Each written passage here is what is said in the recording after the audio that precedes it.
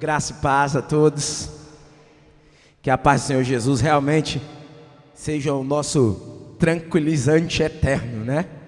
Que ela possa nos acalmar todos os dias, apesar, a despeito e contrário a todas as circunstâncias. Deus possa nos abençoar muito, que Ele tenha muita misericórdia da minha vida, né? Para que a gente possa hoje ouvir a palavra de Deus juntos. Eu sempre digo que toda vida que eu prego, eu sou tão ouvinte quanto vocês, porque acaba que eu escuto ao mesmo tempo, o mesmo som que vocês. E eu oro muito para que a palavra que saia por essas caixas não seja a palavra da minha boca, não, porque se for da minha boca não passa de persuasão, né? De chaveco, como a gente diz lá no Rio Grande do Norte. Só o migué, só a fala vazia, oca, né? E, assim, ser pastor é muito complicado, ser pregador é muito complicado. Pregar a palavra de Deus é uma coisa muito complicada. Porque, olha, ser médico, ser pastor, piloto de avião, motorista de ônibus, é tudo perigoso. Só tem uma profissão que eu acho que é muito tranquilo do cara viver com ela. É o cara ser humorista. O cara que vive de contar piada. Se ele errar a piada, não acontece nada. Se o médico errar a cirurgia, morre alguém. Se o motorista dormir, puf, morre alguém. Mas veja Zé Marcos conta um monte de piada, um bocado não tem graça, mas não morre ninguém, né, Zé? Não morre. Rapaz, pode continuar, é daí para frente. Né? Isso é o fácil de você contar a piada, é essa. Que você conta a piada e se ela for sem graça, o máximo que pode acontecer é você pensar numa melhor para a próxima vez. Não é não? Pois é. Gente, eu me chamo Rui, eu sou casado com Ariel Amélia. Amélia que é e sempre será minha mulher de verdade. Quem conhece a música sabe. Eu tenho 2 filhos, o Pedro Azaf e a Zoe Marie. Né? O Pedro com 5 anos e a Zoe, Zoe com 2 anos. Né? A gente riu aqui porque a palavra Zoe é uma palavra grega, né? E a pronúncia no grego é Zoe. Mas nos States, a minha esposa é galega, dos olhos verdes assim, fala inglês, aí ela é meio gringa, sabe? Aí botou o nome, a gente escolheu o nome da nossa filha pelo significado. Que a palavra Zoe, ela é a palavra que Jesus usa quando ele vai dizer que ele é o caminho, a verdade e a vida. Em grego tem 2 palavras que definem vida. É bios e zoe. E quando se fala de uma vida que não é simplesmente a vida física, o ânimo, né, usa-se a palavra zoe. E quando na Bíblia, no Novo Testamento, sai a palavra vida referente a Jesus, eu sou o pão da vida, não é o pão da bios, é o pão da Zoe, ou seja, a vida divina. E a gente pensou o nome da nossa filha assim, só que a gente esqueceu que um monte de gente não sabe nem o que danado é grego. E a gente prega muito no interior, a gente foi pastor do interior há muito tempo, a gente abriu várias igrejas no interior, e depois que a nossa filha nasceu, o complicado está ali o pastor Rui, sua esposa Ariel, seu filho Pedro, é Azaf o nome, o pessoal falava Malazaf. Era. E também tem ali a sua filhinha Zói. A Zói não, irmão, pelo amor de Deus. Diga outra parte do corpo, mas o Zói não. Né? Complicado. Mas Deus foi resolvendo isso. Tomara que ela não sofra muito bullying. Eu sofri muito bullying, porque meu nome na verdade é Rui Demar. É coisa de nordestino mesmo, é a junção de 2 nomes. Pobre adora juntar 2 nomes num só. Quem aí tem 2 nomes num só, levanta a mão. Olha a ruma de gente, olha. É uma maravilha. Pois é, e ainda tem o nome de Jerônimo, o herói do sertão. Aí, e minha mãe é braba que só. Aí juntou as 2 coisas. Tomara que minha filha não sofra muito por causa do nome dela. Mas eu vou ensinar umas artes marciais para ela, que qualquer coisa ela resolve na peixeira mesmo, no bom sentido. Misericórdia, né? Queridos, eu sou pastor da Igreja de Cristo, eu faço parte da missão nativa, mas acima de tudo eu tenho muito orgulho mesmo, eu sou muito feliz de servir a Deus, de ter sido salvo por Ele. Os meus méritos estão aí, e se alguma coisa boa tem em mim, eu tenho certeza que é por causa de Cristo, mediante Deus, a sua graça, a sua misericórdia. Eu sou um agraciado pela minha família, pela minha esposa, pelos meus amigos. Zé Marcos é um presente de Deus na minha vida, né? Tanto quanto outros homens que eu tenho procurado para me inspirar. O Zé, conterrâneo, né? Lá de Caicó, lá do Rio Grande do Norte, mas é alguém que Deus permitiu a gente se conhecer, viu nativa, né? E eu sou muito feliz por isso, porque é importante que o homem ele tenha referenciais. E Zé, eu queria admitir aqui diante da sua igreja que você faz parte dos meus referenciais de vida cristã. né? Se eu começar a seguir alguns dos seus passos com aquilo que Deus me deu para seguir, eu tenho certeza que eu vou errar menos, né? Eu tenho certeza que a galera do Nativa, tanto de Recife, quanto de João Pessoa, quanto de Natal, pensa a mesma coisa, sem dúvida, né? E ser acolhido na sua casa foi um presente para nós. Muito obrigado pela acolhida, pelo seu carinho, muito obrigado mesmo. Deliciosa a comida de vocês, o bolo do Baruque, meu amigo, cabe é fera no bolo. Do Dedé. Eu vou dizer Marco, que aí eu não erro, né? Todo mundo é Marco. Então foi uma delícia, viu? Tá liberado o casamento, viu? Pois é, mas o resto você desenrola, você já faz o bolo, fritar ovo e fazer café é coisa fácil. Queridos, eu quero convidar você para uma reflexão no livro de Romanos, no capítulo 1 do livro de Romanos. Eu vou fazer uma introdução rápida e o meu objetivo é ser bem claro quanto ao que eu tenho para falar e o mais breve possível naquilo que for proveitoso para o reino de Deus e para os irmãos. Eu quero ler com vocês do versículo 15 ao versículo 25. São 10 versículos e eu queria que você lesse com muita atenção, porque esse texto, eu não vou falar nada fora dele, é tudo desenhado dentro desse texto, e eu não vou fazer nada mais do que explicar um pouquinho de cada um desses versículos e aplicar para os nossos dias. Quero dizer que a mensagem que eu vou pregar hoje, ela diz respeito à nossa carência de conhecer melhor a Deus. O mundo padece por falta de conhecimento, o povo padece por falta de conhecimento e conhecimento de Deus. O conhecimento de Deus, do nosso Deus, é um conhecimento prático, não é um conhecimento teórico, não é um conhecimento utópico e mais. Ele não é um conhecimento religioso. Eu sou professor também, eu sou professor de sociologia e de filosofia, e isso me faz ver como o nosso mundo está cada vez mais seco, mais áspero, não só de água, mas principalmente de amor e temor a Deus. É impossível você amar o próximo se você não amar a Deus. É impossível você amar a Deus sem amar ao próximo. Mas o amor de Deus só acontece nas nossas vidas, você só pode amar a Deus porque Deus antes nos amou e deu prova da sua existência, inclusive trazendo você à existência. O nosso conhecimento sobre Deus não pode ser um conhecimento matemático, não pode ser um conhecimento religioso. O nosso conhecimento de Deus tem que ser um conhecimento de intimidade. Quem aqui é membro de uma família e conhece alguém com o mínimo de intimidade possível? Quem aqui conhece alguém? Poxa, eu conheço minimamente alguém. Eu conheço alguns. Quem é casado aqui? Os casados que conhecem minimamente os defeitos do seu cônjuge. Você conhece, não conhece? É verdade. Infelizmente a gente conhece. Conhecer alguém como Deus é mais profundo do que conhecer alguém como seu cônjuge. Alguns dizem que você pode namorar 10 anos, quando se casar parece que você não conhece a pessoa. Alguns dizem isso. Outros dizem que você pode ser casado há 10 anos, 20 anos, 40 anos, e ainda não deu tempo de conhecer tudo. Agora, se é assim com os seres humanos, imagine com Deus. Se Deus é eterno, quanto tempo você vai levar para você dizer que você conhece plenamente a Deus? Então, partindo desse princípio, como pode o povo que se diz salvo por Deus não continuar se aprofundando no conhecimento de Deus?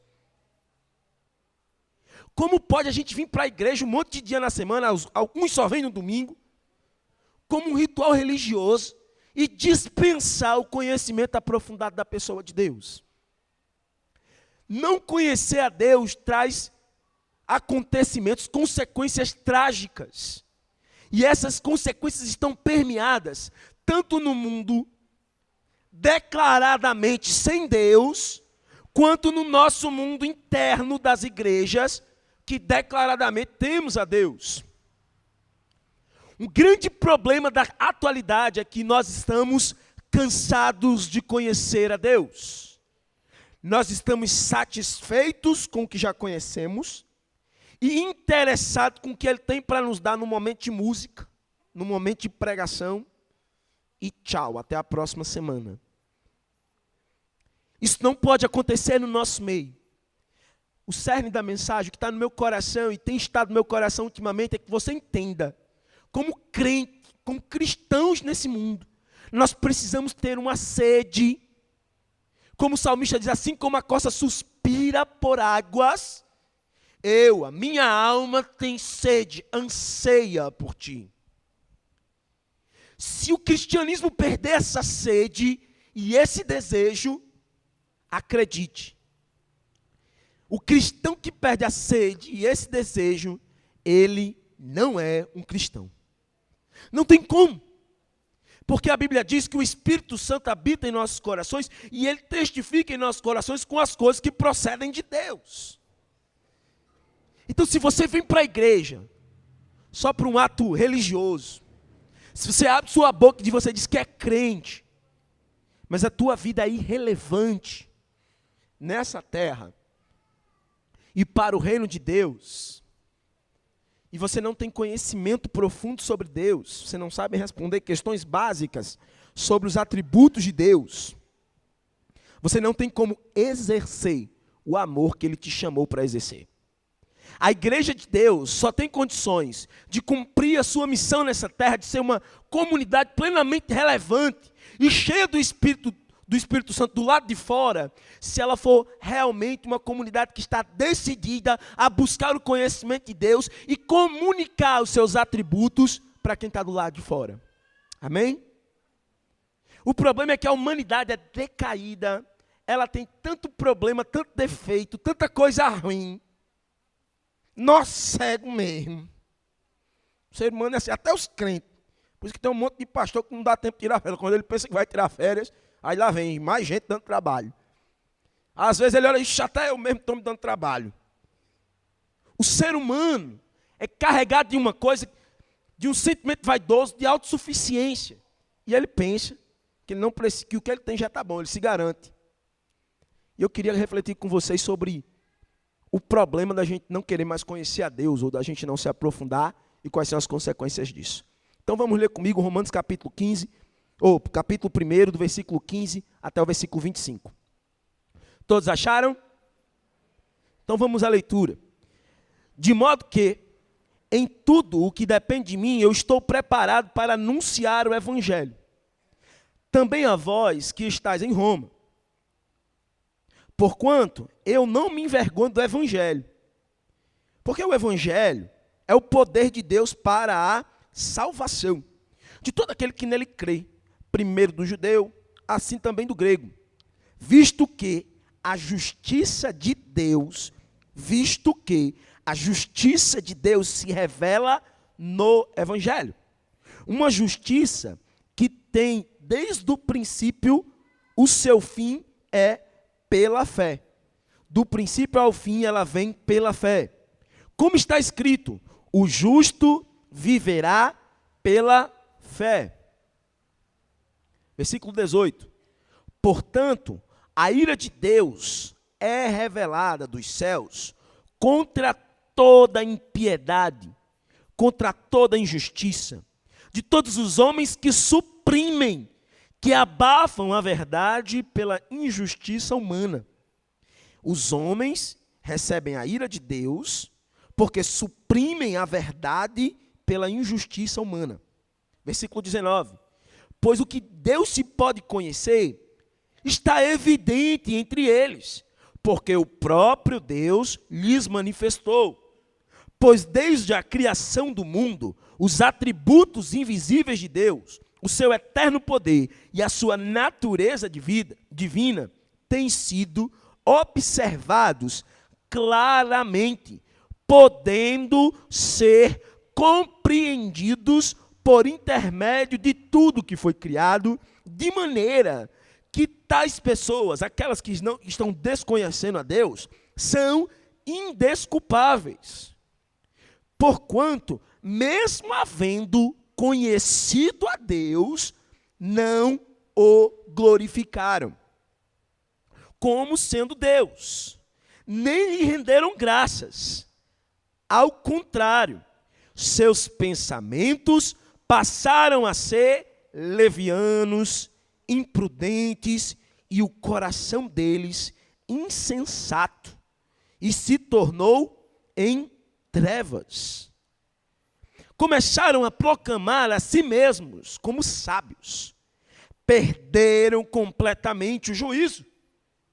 Trocaram a glória do Deus imortal por imagens confeccionadas conforme a semelhança do ser humano mortal, bem como pássaros, quadrúpedes e répteis. Por esse motivo, Deus entregou tais pessoas à impureza sexual, segundo as vontades pecaminosas do seu coração, para a degradação de seus próprios corpos entre si. Porquanto trocaram uma verdade de Deus pela mentira e adoraram objetos e seres criados em lugar do Criador. Logo ele foi trocado, que é bendito para sempre. Amém. Deus, seja conosco na leitura dessa palavra. Nos ajude a entender o que o Senhor quer para nós nessa noite, em nome de Jesus. Ajude a gente como igreja a ouvir a tua voz. Tira aí os tampões. Não deixe ninguém ter coceira nos ouvidos hoje. Em nome de Jesus. Amém. Você pode usar o seu WhatsApp. Você pode usar o seu celular. Você pode compartilhar tudo que for bênção nessa passagem. Mas se você estiver apenas conversando, chavecando, falando besteira, Deus vai queimar a cabeça dos seus dedos enquanto você toca no touch do seu celular. Amém, irmãos? Não, né, gente? Mas não faça isso, tá bom? Se concentre. Vamos lá. Bom, Paulo inicia essa carta como ele inicia todas as cartas dele, falando sobre a graça, a paz, a salvação e o evangelho de Jesus Cristo. A mensagem dele é sempre o evangelho de Jesus Cristo. Paulo é um defensor daquilo que Jesus fala nos evangelhos a respeito de ser imitador dele, do próprio Cristo, de tomar a sua cruz e segui-lo. Paulo diz em outras cartas, como em Filipenses, que nós devemos ter o mesmo sentimento que houve em Cristo. E eu acredito que o sentimento que houve em Cristo é dito pelo próprio Cristo, ou expresso nos evangelhos. Quando nos evangelhos sinóticos, os narradores dos evangelhos dizem: e quando ele desceu do barco, olhou para a multidão e se compadeceu dela. Teve compaixão da multidão, porque elas estavam como que ovelhas sem pastor. Estavam perdidas, abandonadas. Nós temos que começar a ter o mesmo sentimento que houve em Cristo, que se esvaziou de toda a sua glória, que mesmo sendo Deus, decidiu não ser igual a Deus, mas antes se esvaziou. Foi humilde, obediente até a morte. Agora pense, se Cristo, sendo Deus, se esvaziou de coisas boas, foi humilde para se esvaziar do que era bom, do que era puro. E o resultado disso é a nossa salvação. Imagine se você abrir mão e se esvaziar de você mesmo, o que é que não pode acontecer através de você? O que Deus não pode fazer através da sua vida? O problema é que Paulo está sempre escrevendo para pessoas que precisam entender a necessidade de conhecer melhor a Cristo. Paulo também fala que o seu objetivo nas suas cartas é fortificar, fortalecer a fé dos irmãos, para que os irmãos conheçam melhor a Deus e os atributos de Deus. Paulo pede para que a fé dos irmãos seja fortalecida. E eu quero que vocês entendam que isso é uma necessidade constante para a gente, fortalecer a nossa fé. E é o que Paulo pede no começo da carta. Por isso, a partir do versículo 15, Paulo vai falar de onde vem a fonte de sua autoridade, que é o evangelho de Deus, que é o poder de Deus, e ele não tem do que se envergonhar nisso. Mas depois Paulo começa a desenhar todos os atributos de Deus, ou aqueles que foi possível mencionar naquele momento. E ele vai falar sobre o conhecimento de Deus. E ele vai dizer, a partir do versículo 15, que as pessoas tinham tudo para conhecer a Deus, Deus testemunha da sua grandeza, do seu poder, mas as pessoas começam a agir como se não conhecessem a Deus. A partir do verso 14, abertamente, ele anuncia o evangelho de Cristo como sendo a sua fonte de autoridade, sobre poder, salvação que vem unicamente de Deus. Em seguida, ele desenvolve uma exposição sobre o caráter de Deus, seus atributos e também, principalmente, mediante sua justiça, que se manifesta contra toda impiedade, contra toda a maldade do homem que é corrompido e agora também corrupto. Nós somos maldade. Depois que o pecado entra na humanidade, fica mais claro que a natureza humana, a partir de então, sem Cristo, não pode fazer nada. Está morta. É mal, você não tem nada de bom para oferecer a ninguém, senão mediante Cristo. E nós precisamos primeiro admitir isso. Eu não sou uma pessoa tão boa assim como eu imagino. Zé Marcos, com a carinha de bonzinho dele, ele também não é uma pessoa tão boa assim quanto todos imaginam. Você que está sentado aí na sua cadeira, adolescente, você peca escondido. Você mente. Você é idoso. Você se apoia nas suas necessidades. Muitos de vocês fazem chantagem emocional. Vocês adultos são omissos quanto a muitas coisas que vocês deveriam tomar a linha de frente, assumir a responsabilidade e não assumem. Todos nós temos faltas e falhas. Nenhum de nós escapa quando somos nivelados diante da pureza e da perfeição de Deus. Paulo fala que Deus é justo e a sua justiça combate toda a injustiça e toda a iniquidade do homem, como ele fala no versículo 18. Se Deus fosse tratar conosco mediante a nossa injustiça humana, nós não teríamos chance nenhuma de sobreviver nessa terra. O problema é que ele destrincha como a gente faz para corromper os outros. Nós temos sede de morte, nós temos sede de fofoca, de dissimulação, de falsidade.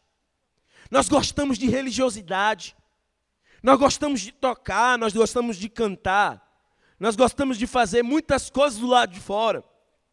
Mas estamos nos esquecendo de nos aprofundar no conhecimento de Deus. O mundo experimenta uma secularização. Sabe o que é secularização? A transformação de um comportamento meramente humanista dentro da sociedade, dentro das igrejas. Vou traduzir mais uma vez.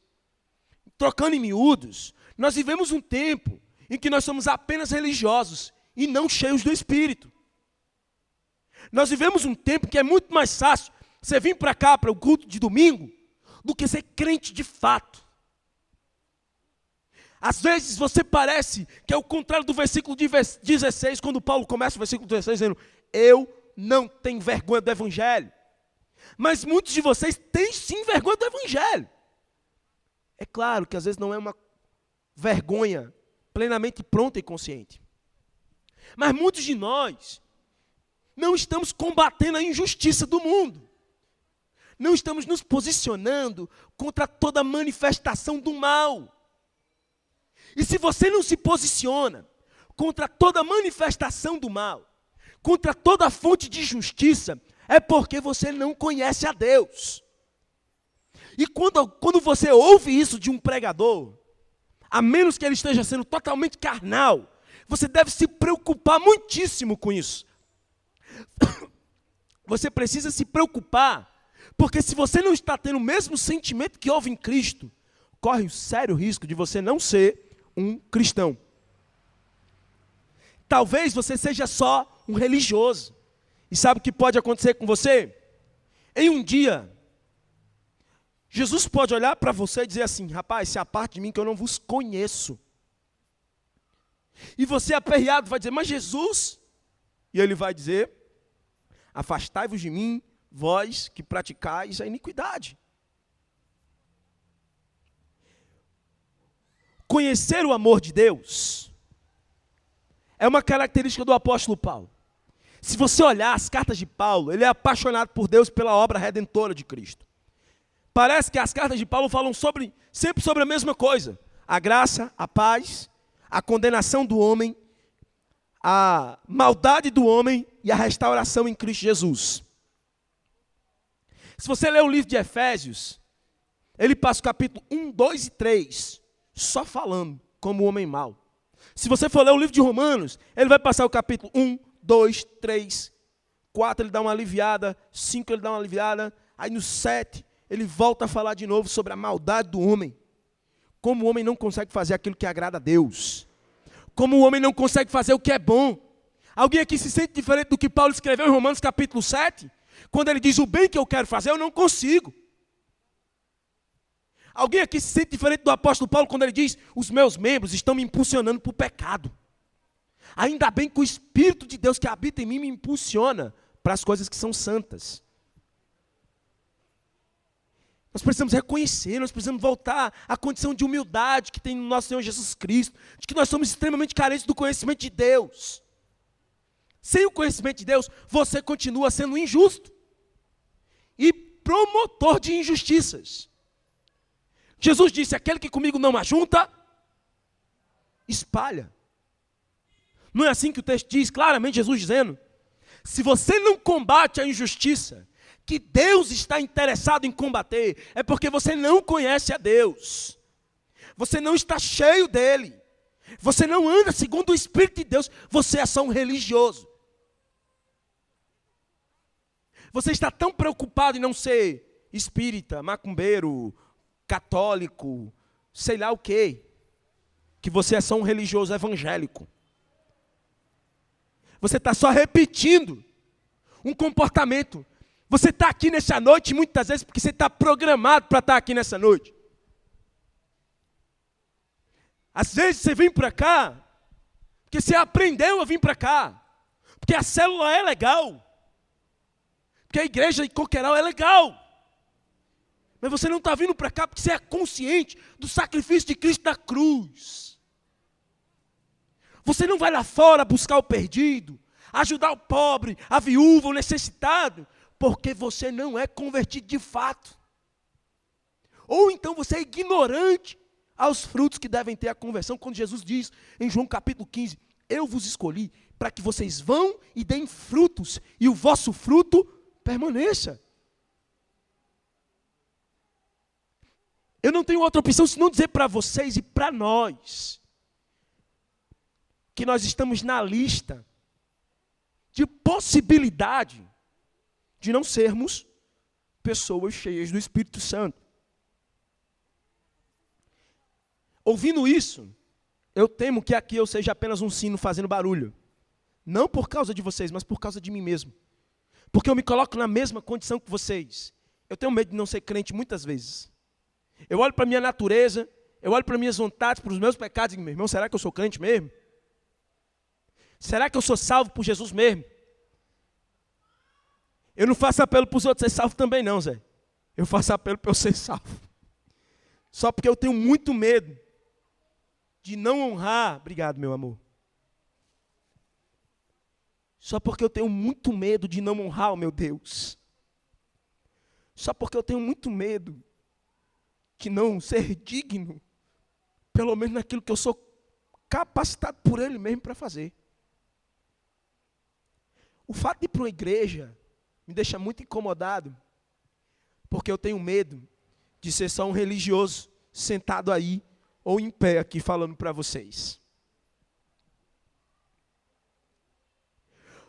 Paulo era tão apaixonado por Deus, que ele comunica a verdade do Evangelho.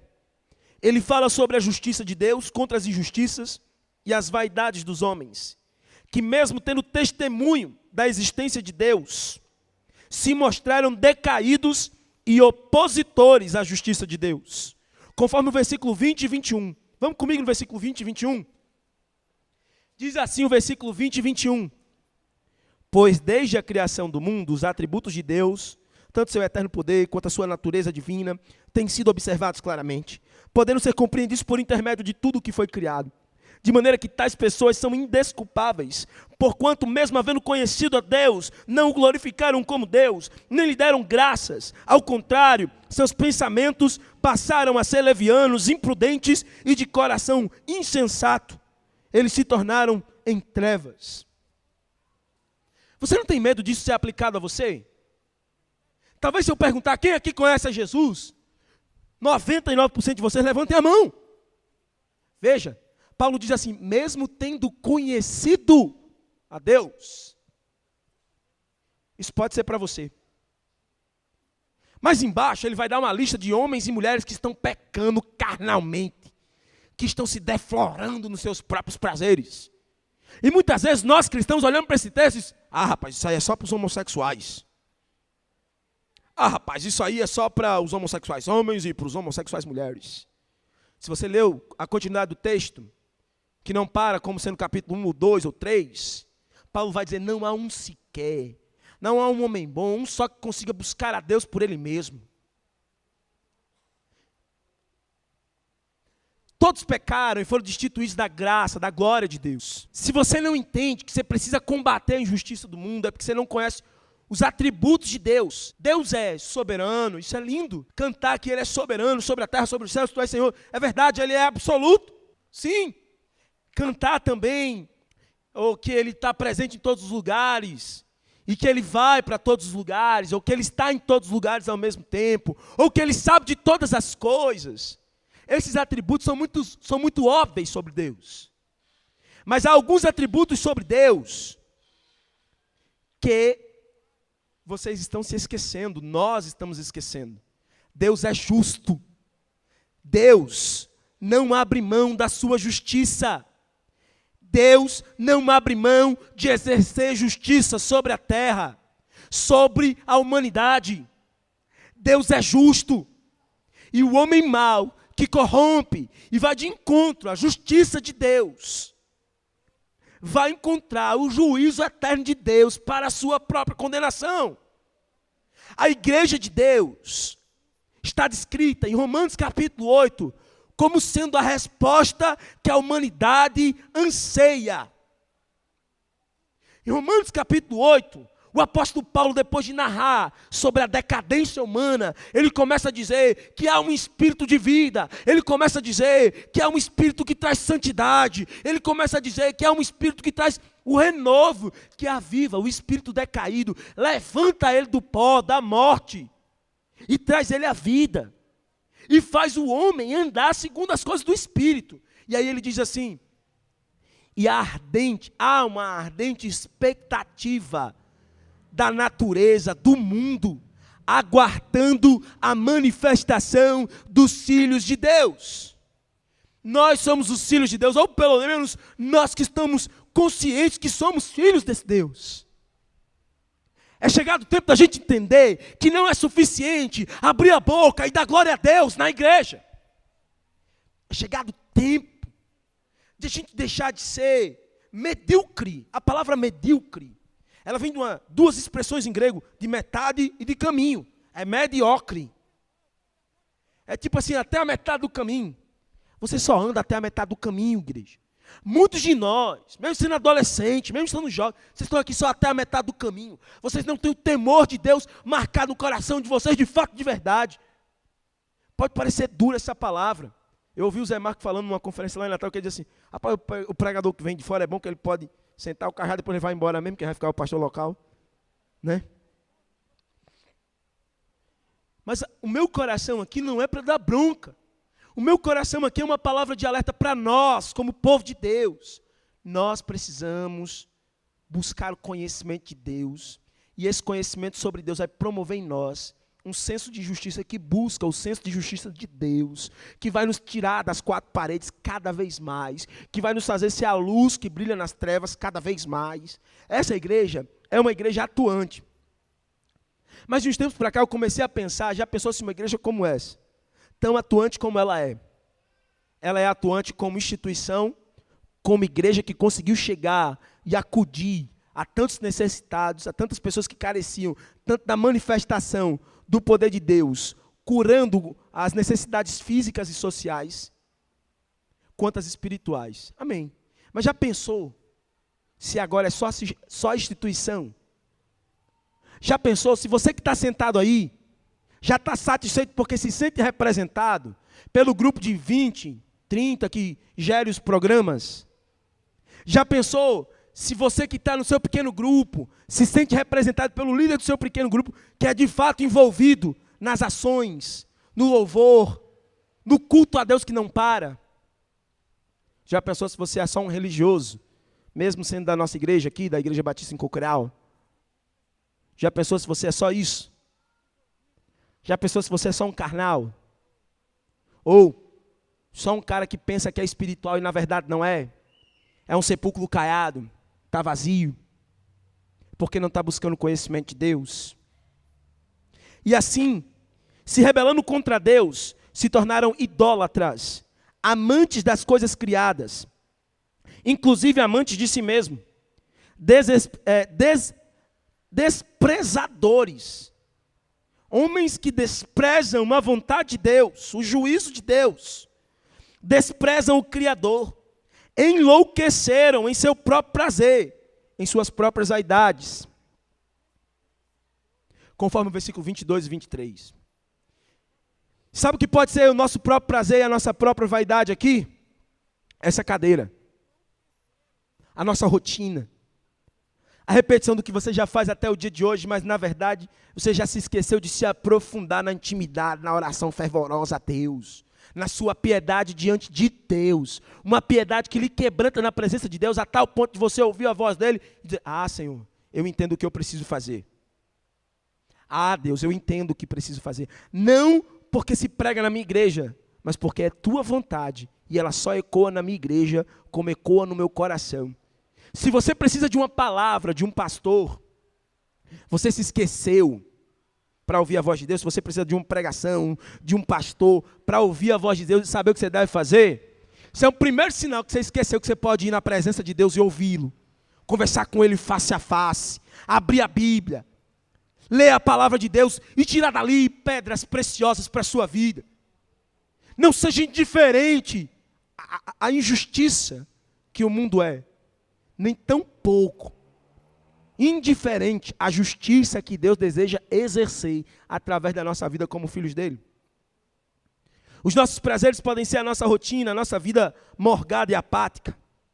A partir do capítulo 7, até o capítulo 7, Paulo fala muito sobre aquilo que o homem não presta. A partir do capítulo 8, Paulo começa a falar de como Deus deseja mudar tudo. Quando chega no capítulo 12, ele dá uma pausa, que eu acho muito interessante. Quando chega no capítulo 12, Paulo fala sobre várias coisas, até o capítulo 11. Ele já falou como o homem é mau, ele já falou como a gente é ruim, ele já falou como o mundo destrói a intimidade ou tenta corromper a justiça de Deus. O mundo está aí para isso. Mas no capítulo 12 ele diz: não vos conformeis com este século, mas transformai-vos pela renovação da vossa mente, buscando discernir qual seja a boa, perfeita e agradável vontade de Deus. Há um interesse em Deus, de que a gente não se conforme. Há um interesse no coração de Deus que eu e você não sejamos apáticos.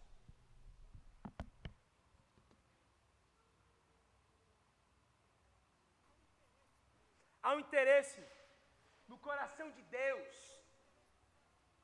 de que nós entendamos o que Deus foi desde o princípio, o que Deus é desde sempre, e o que Ele deseja que eu e você sejamos desde sempre.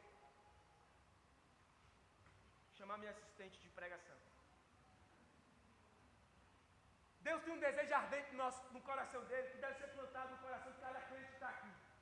Quem aqui se percebe como um filho de Deus, salvo por Ele, e agente da graça, da misericórdia, da justiça de Deus na terra? Levante sua mão, por favor.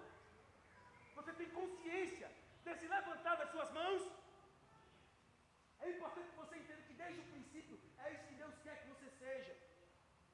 Meu filho tem 5 anos. Com 3 anos e meio ele chegou na minha casa e disse: papai, hoje eu fiz uma coisa muito boa. Papai, hoje os meus amiguinhos estavam brincando de tomar cerveja na hora do intervalo. E eu fui o único que não brinquei. Uma criança, imagine, um monte de criancinha de 3 anos e meio de idade, brincando de tomar cerveja. Fingindo, era só fingindo, com o lanchinho da escola. Imagine que no dia da Páscoa, eu cheguei para buscar o meu filho, Ele olhou para mim e disse, papai, eu tenho uma surpresa para você. Na verdade, foi a professora que falou, ele tem uma surpresa para você, papai. E a escola dele é em inglês. E aí, ele chegou para mim e disse, falando em inglês, Dad, I have a gift for you. Ele falou assim, papai, eu tenho um presente para você. Aí ele me deu um canudinho feito de papel ofício, enrolado na fitinha. Quando eu abri, caiu uma cruz desenhada, toda pintadinha. Pinta bem que só, um artista igual o pai. E aí eu perguntei, filho, que cruz é essa? Aí ele disse, papai, todos os meus coleguinhas estavam fazendo a atividade da Páscoa e falando de coelhinho, desenhando ovo. Eu disse, isso não tem nada a ver com a Páscoa. Tem nada a ver, a gente tem que se lembrar que Jesus morreu e ressuscitou. A professora dele é crente, ela não pode pregar na escola. Ela não pode dar aula histórica do que seria aquele momento. Mas o meu filho olhou para aquilo, desenhou uma cruz e disse, a Páscoa é porque Jesus foi morto pelos judeus, pelos romanos, e ao terceiro dia ele ressuscitou. Há um princípio dentro de mim, de você, que se assumem como verdadeiros cristãos, que é o princípio que nasce em Cristo antes da fundação do mundo. No começo, a humanidade foi criada perfeita, linda, maravilhosa. Nesse caso, continua sendo verdade a todo tempo. Quando Deus criou a humanidade, Ele criou a humanidade para um relacionamento que não se desgastaria com Ele. Estica mais um pouquinho, amor. Deus criou a humanidade, segura firme, amor. Deus criou a humanidade para estar ligada com Ele o tempo todo. O problema é que os homens decidiram ignorar o conhecimento que eles tinham sobre Deus. Eu desconfio que muito provavelmente o pecado de Adão e Eva não foi a curiosidade sobre o conhecimento do bem e do mal. Eu desconfio que o maior pecado de Adão e Eva foi esquecer o conhecimento que Deus tinha dado a eles sobre o que eles deveriam fazer e não fizeram. Fizeram exatamente o contrário. E fazendo exatamente o contrário, eles decidiram, por si só, romper o relacionamento com Deus. Trocaram a justiça, a verdade de Deus, pela injustiça dos homens, pela vontade dos homens.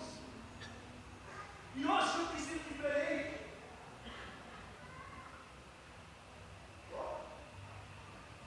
Nós agora estamos decididos a cortar esse relacionamento com Deus. A cada dia nós estamos decididos a manter o homem separado do próprio Deus, da essência, do relacionamento que antes era perfeito. E a partir dessa ruptura com aquilo que é justo, a palavra justiça significa exatidão, exatamente o que deve ser. Quando não se é exatamente o que deve ser, é um remédio, é um atalho, é um jeitinho brasileiro, é o seu pecado escondido, é a sua preguiça espiritual, sua apatia diante da vontade de Deus, de orar, de ler a Bíblia, de conhecer a Deus cada vez mais. Um nó mal dado, um remendo mal feito, uma coisa que Deus não coabita. A Bíblia diz que Deus é perfeito. O homem continua tentando achar outros meios, prazeres, bebida, vícios, mulheres, dinheiro, religiosidade. Essa nos ataca muito, igreja. Fuja da religiosidade, porque ela é um nó imperfeito.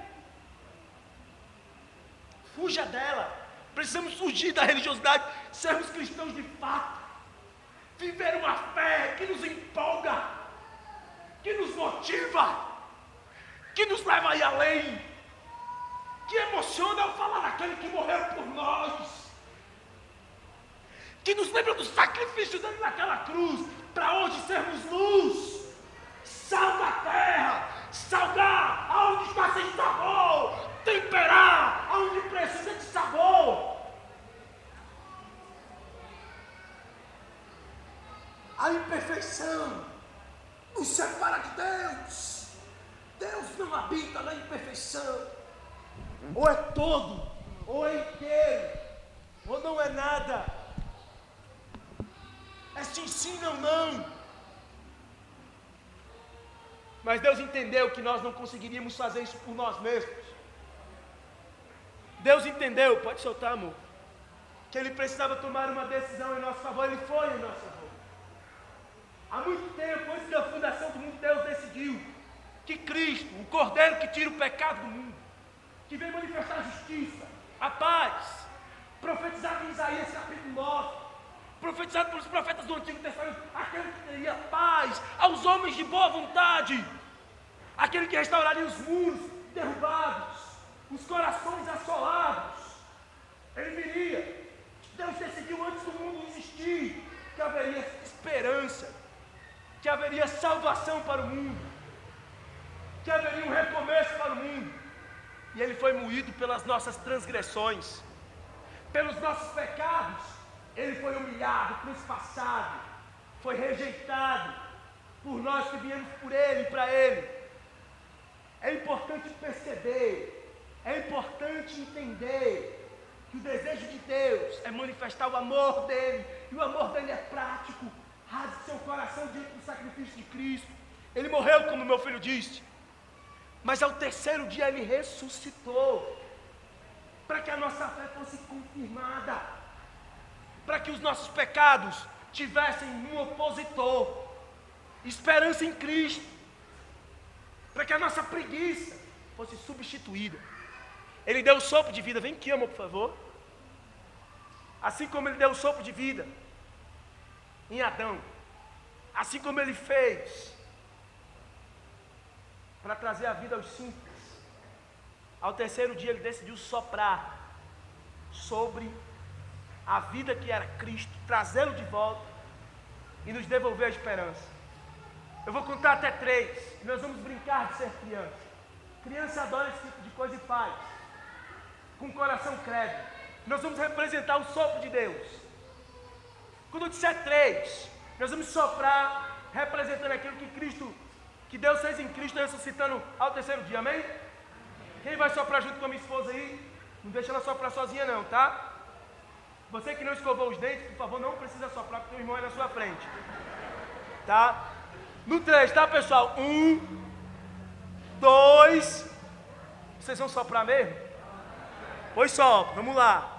1, 2, 3. Esse sopro aqui foi delicioso. O sopro de Deus completa a palavra que diz lá em 1 Coríntios capítulo 3. Falando sobre o amor, ele termina dizendo assim: porém, quando aquilo que é perfeito se manifestar, aquilo que é em parte, aquilo que é imperfeito, será aniquilado, será arrancado. Os nossos pecados seriam anulados. A nossa falta de prudência, de sabedoria e de conhecimento de Deus era aniquilada pela ressurreição em Cristo Jesus.